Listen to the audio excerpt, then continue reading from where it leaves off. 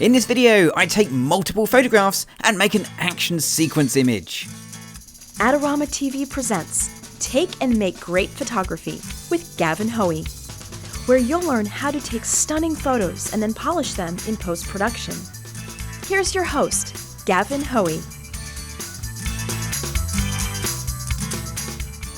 Hello, I'm Gavin Hoey and you're watching Adorama TV, brought to you by Adorama, the camera store that has everything for us photographers. And today, well, I'm shooting motocross. What a brilliant event to come and do photography at. There's going to be loads of thrills and spills, and I want to capture an action sequence shot that has all of the thrills in one photograph.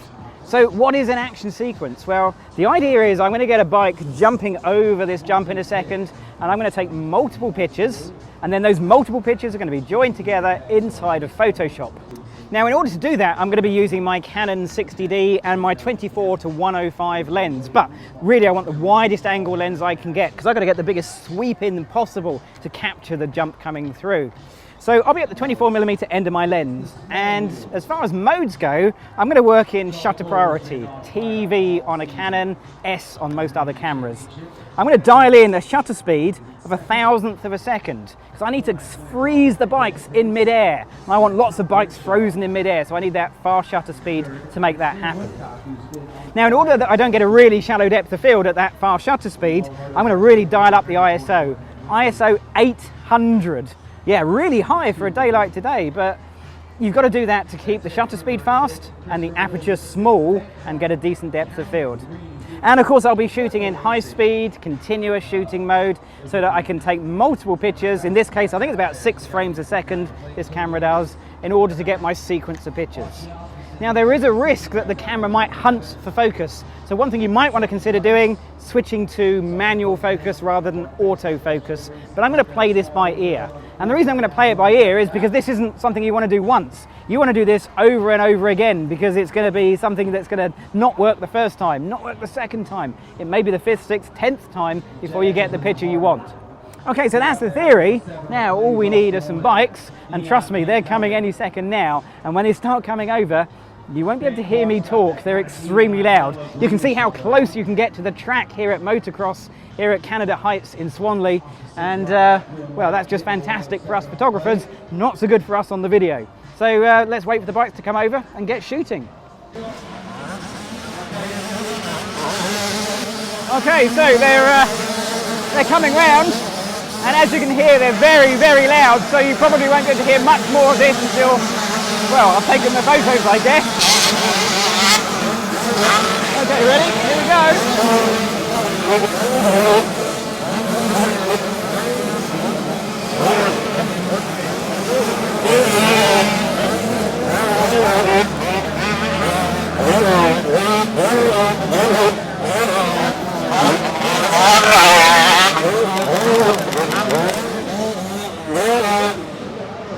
So your best bet on this is not to try and take them on the first go round. You want to try and get one single person on their own.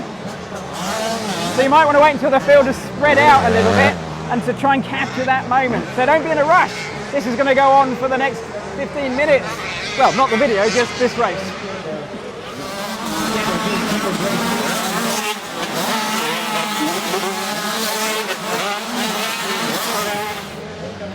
Another great tip is try not to move the camera. Try and rest it on something. We've got posts here I could use, a monopod or a tripod. That could be useful as well. But try not to move the camera too much between shots.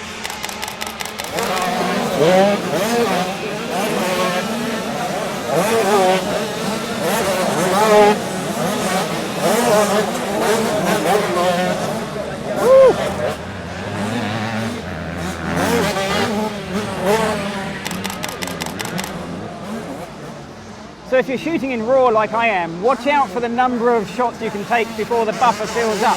Having a really fast memory card is something that can make all the difference. So do watch out for that. You don't want to miss that last landing shot because your buffer fills.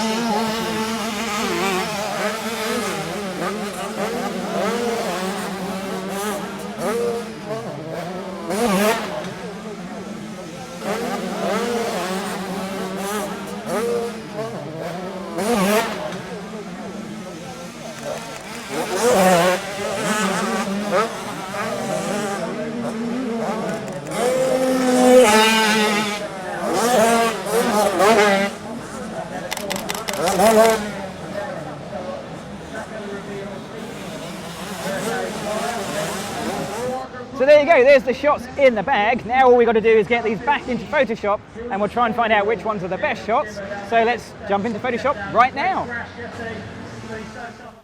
Well, I had a fantastic day at the Red Bull Pro National Motocross event. It was brilliant. I took so many photographs, and this little sequence should work quite nicely. Ignore the guy on the white bike, look at the guy in the more multicoloured suit in the background, and you'll see him fly through the air, and then he lands beautifully right in the front of my frame. Now, of course, I say guy, it could be a girl, it's hard to tell, and they're all very well padded up, and you can't see whether it's a man or a woman.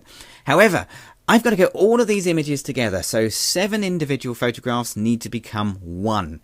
Now, I'm using Photoshop CC to do this, but the technique is the same in many previous versions of Photoshop as well.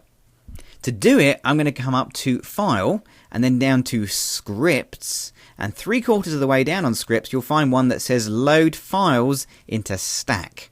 So that's the one I'm going to click on, and that brings up a really nice little box that gives me some options. First one is where are the files you want to join together? Well, they're already open, so I'll add open files. Now I can tick attempt to automatically align source images. Yes, definitely want to do that. I was hand holding, I wasn't using a tripod. These need to be aligned. I love the word attempt. It kind of fills you with hope but not expectation. But don't worry, this is going to work. There's no doubt at all this won't work. So it gathers all of the images together and puts each one on its own layer, and then it lines everything up. And if I just flick through, watch the Red Bull sign as I go through the sequence, the Red Bull sign doesn't move. It's now nice and firmly locked down, even though everything else is moving and the pictures have been moved around accordingly. Right, so now all I need to do is to bring the 7 different versions of this bike into one. And I do it very simply using layer masks. So I'm going to flick that layer on and off, and I can see I've got movement between the top 2 layers. I'm going to make sure I add a layer mask by going to the bottom of the layers panel, click on the layer mask, and there it is. Now I need to have black as my foreground colour, and I need a paintbrush, and my brush, well, size probably a little bit smaller than that to be a bit more accurate, but the brush hardness 50%. That gives me a nice hard edge, and when I start painting, I can very quickly just bring those 2 bikes in together. Done. Okay, go up to layer, go down to merge down. Okay, don't flatten, always just merge down the 2 layers. And then repeat the process again. So make a layer mask. I'll flick the layer on and off so I can see roughly where I'm going. Okay, let's just move across the screen a bit. Okay, and then I can paint where I saw him. There he is, look. Okay. And in he comes, so we'll bring number 3 through, like that. And when you're done, go up to layer, merge down. Okay, so let's do that again. We'll add a layer mask, and we'll flick it on and off. Okay, so now he's moving a little bit further into my scene. This is good, he's getting a bit bigger. And here we go. Now, there is a little bit of a problem when you do this. Sometimes you will find bits overlap, but if they do, I always think it's best to keep the front image, effectively the one closest to you, as the overlap, like that. Okay, and I've got a little bit wrong there, so swap to white, and we'll just return that in. Then swap back to black to make sure I have that right. Okay, there we go. So that's 4 done. Remember to merge down the layers, and then repeat the process. So layer mask. So now he's traveling quite a bit further, so that's good. And I can make my brush a bit bigger using the right square bracket on the keyboard, and just bring him in like that. And you can see how it fits nicely over the Marshall behind. That's just luck. There we go. We'll bring him in, bring the tyre in. Perfect. Okay, so then, oh yeah, we got this little guy over here. Now, we can actually remove him. He was there in the very first photograph. And because we haven't masked any of that out, it's just been pulled through from each time we've merged down. So now, if I want to, I can remove him very, very quickly. Okay, and I can also remove things like the guy up there. He's gone as well. So let's merge those down. We'll go to layer, merge down. We'll put a new layer mask in. And now we're getting to the ones where it's much closer. So now I can really speed things up. Bigger brush. There we go. And then he comes. Layer, merge down. Last one, layer mask. And I go and find the guy at the front. There he is. We'll make sure we get the little splash as he has the soil throwing up there, which mostly covered me and the camera. And that's great. Lovely. So there we are. We've got my sequence of pictures coming through. Let's go and merge those down for the last time. And then I'm going to get the crop tool, and I'll just crop in just to keep the bits that are important and to lose everything else. We don't need the guy over there, so we'll lose him and his arm, just like that. Click on the tick, and maybe just to finish off, I'll get the clone stamp tool, and I'll just sample a bit of the track from here, and we'll just go over the fence line, resample from up there, and we'll just cover that up. There you go. Perfect. So there we are. There is my action sequence picture completed. Now, if you want to see more videos from Adorama TV, don't forget to click on the subscribe button. I'm Gavin Hoey. Thanks for watching.